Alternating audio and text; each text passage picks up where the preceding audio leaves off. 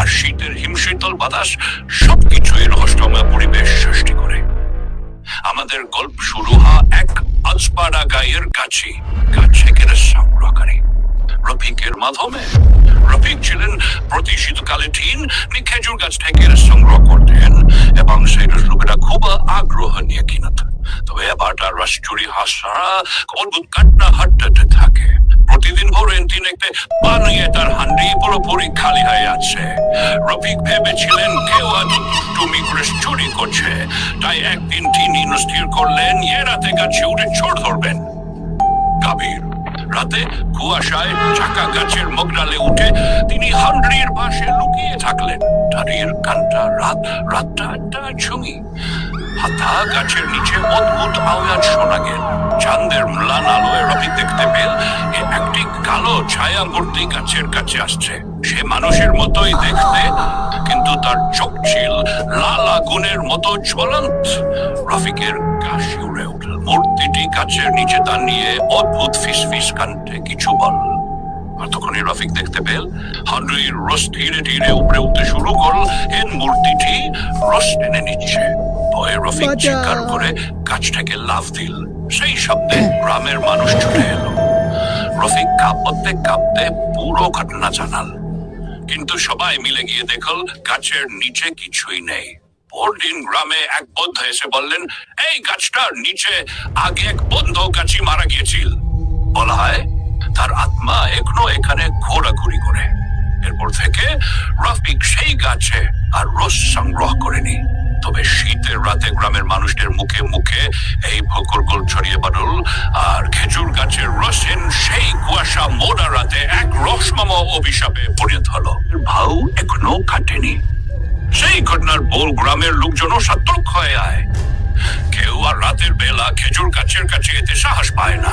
তবে রফিকের মনে একটি অদ্ভুত কাকতালীয় দানা বাঁধে। তিনি ভাবলেন ঘটনা যদি সত্যি হয় তাহলে হয়তো সেই বৌদ্ধ গাছের আত্মা এখনো কিছু বলতে চায়।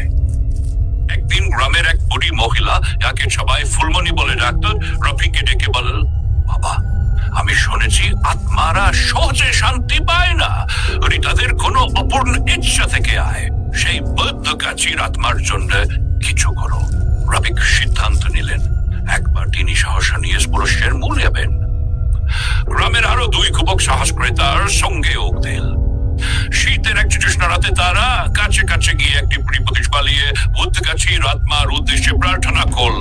রাত গোবর হাতাঠায় করে ঠান্ডা বাতাস বইতে শুরু করল। গাছের ডালে ছাইয়া মূর্তিটি আবার দেখা দিল।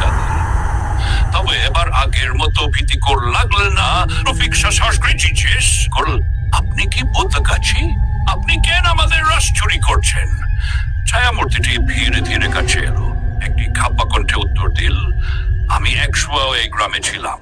প্রতিদিন খেজুর গাছ থেকে রস সংগ্রহ করতাম, কিন্তু একদিন একদল দুষ্টার মানুষ আমাকে হত্যা করে আমার হাড্ডি আর রস ছিনিয়ে নিয়েছিল। আমি এখনো শান্তি পাইনি। আমার মৃত্যু অপূর্ণ থেকে গেছে। রফিক মূর্তিকে শান্ত করার জন্য জিজ্ঞেস করল আমরা কি করলে আপনি শান্তি পাবেন? ছায়া মূর্তিটি বলল আমার নামটুকু মনে রেখো।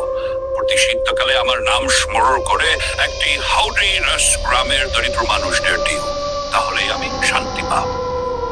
রফিক ও তার সঙ্গীরা প্রতিজ্ঞা করল তারা প্রতি শীতে এই কাজ করবে। পরদিন থেকে রফিক এবং গ্রামের মানুষ এই গাছকে বৌদ্ধ গাছি নামে স্মরণ করতে শুরু করল। প্রতি শীতকালে তারা সেই গাছ থেকে রস সংগ্রহ করে দরিদ্রদের মধ্যে বিতরণ করত। তারপর থেকে আর কেউ কোনো অদ্ভুত ঘটনা দেখেনি। আত্মার শান্তির পর গ্রামে শান্তি ফিরে এলেও রফিকের মনে নতুন এক রহস্যের জন্ম নিল। তিনি ভাবতে লাগলেন এই গাছি এখানে মারা গিয়েছিল, তার কি অন্য কোনো গোপন রহস্য ছিল? তিনি এ রস সংগ্রহ করতেন, সেটি কি কোনো বিশেষ ক্ষমতা বহন করতেন? একদিন রফিক গ্রামে ঘুরতে ঘুরতে এক প্রাচীন পুঁথি পাওয়া গেল। পুঁথিতে লেখা ছিল খেজুর গাছের রস এক বিশেষ ঔষধি শক্তি ধারণ করে। এক সময় গাছিদের মধ্যে এই সীমাবদ্ধ ছিল। যারা এই রস সংগ্রহ করত তারা এক প্রাচীন সমাজের অংশ ছিল, যাদের দায়িত্ব ছিল মানুষের সুস্বাস্থ্য ও রোগ মুক্তি নিশ্চিত করা। কিন্তু সেই জান হারিয়ে গেছে। আর তাই আজ রস শুধুই পানিয়া। পুটির কথা শুনে রফিকের মনে কৌতূহল আরো বেড়ে গেল।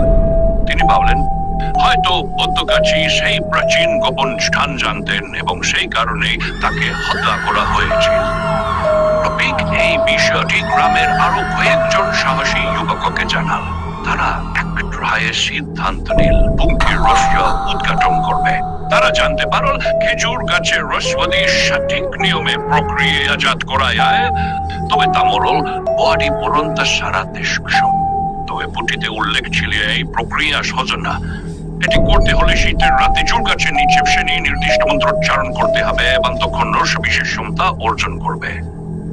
রফিক আর তার সঙ্গীরা এক শীতের রাতে এই কাজ করার চেষ্টা করল। তারা মন্ত্রপাঠ শুরু করতে হঠাৎ কুয়াশা আরো ঘন হয়ে উঠল।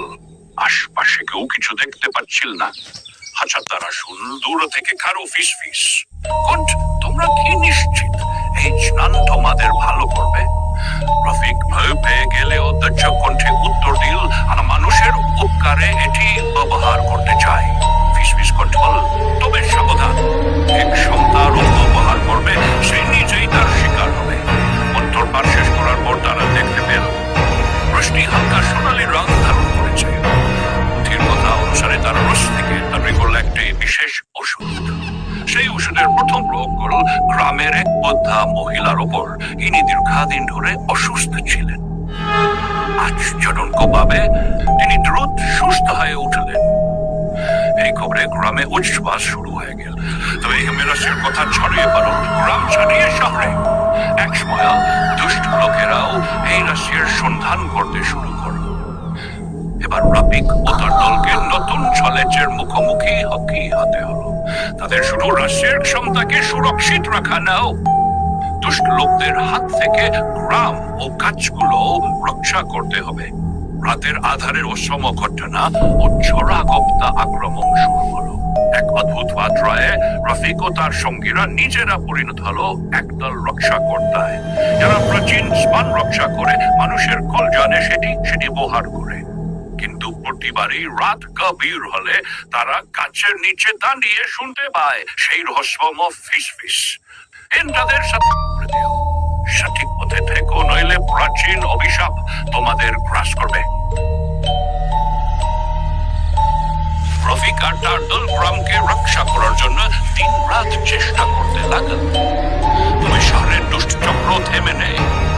এক রাতে তারা গভীর গ্রামের চুকে রসের গাছগুলো ধ্বংস করতে শুরু করল। রফিক খবর পেয়ে তার দল নিয়ে ছুটে গেল। সেই অন্ধকার রাতে গাছের কাছে তাদের মুখোমুখি সংঘর্ষ হলো। এমন সময় গাছের চারপাশে অদ্ভুত আলো ছড়িয়ে পড়ল। সবাই দেখতে পেল পদ্মগাছির আত্মা আবার সেখানে উপস্থিত। তিনি দ্রুত কণ্ঠে বললেন, তোমরা যদি এই রসের অপব্যবহার করো তাহলে নিজেরাই ধ্বংস হবে। দুষ্টের চক্র ভাবে পালিয়ে গেল। এরপর রফিক বুঝল এই স্থান ও রস শুধুই গ্রামবাসীর জন্য, আর কেউ এর ক্ষমতা অপব্যবহার করার চেষ্টা করলে প্রাকৃতিক অভিশাপ তাকে গ্রাস করবে। গ্রামে নিয়ম করা হলো রস কেবলমাত্র দরিদ্র ও অসুস্থ মানুষের সেবার জন্য ব্যবহৃত হবে।